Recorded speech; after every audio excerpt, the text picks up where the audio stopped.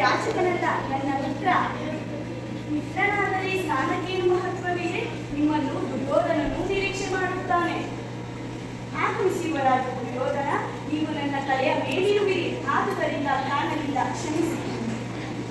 ವಾಸುದೇವ, ನಾನು ನಿಮ್ಮ ತಲೆಯ ಮೇಲೆ ಕುಳಿತಿರಲಿಲ್ಲ, ನಿಮ್ಮ ತಲೆಯ ಬಳಿಯಲ್ಲಿ ಕುಳಿತಿರುವೆ. ಆದರೆ ನಾ ಮಹತ್ವದ ವಿಚಾರವನ್ನು ಸಮಾಲೋಚನೆ ಮಾಡಲು ಬಂದಿರುವೆ.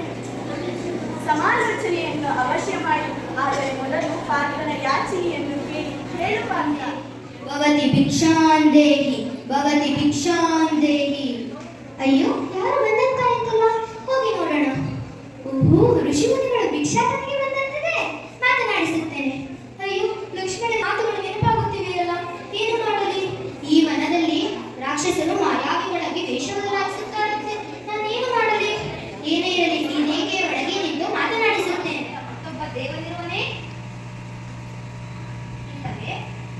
ಇಲ್ಲ ಇಲ್ಲ, ನಾನಲ್ಲದೆ ಮತ್ತೊಬ್ಬ ದೇವನಿರಲು ಸಾಧ್ಯವಿಲ್ಲ. ಜಗತ್ತಿಗೆಲ್ಲ ನಾನೇ ಸರ್ವೇಶ್ವರ.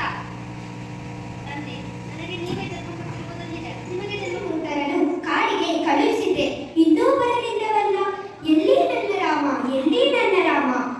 ಯಾರು ಬಂದಂತಾಯಿತಲ್ಲವೇ? ಈಗೋ ನೋಡುತ್ತೇನೆ.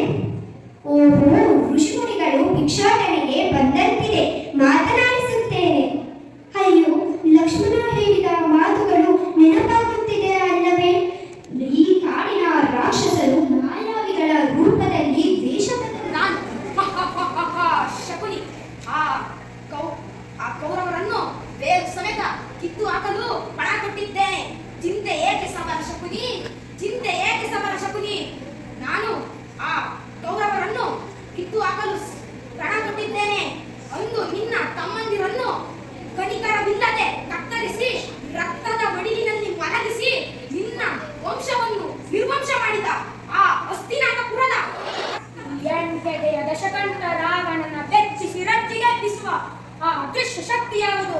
ವಿವಿಧ ಲಿಖಿತನಾದ ವಿಧಾತನೇ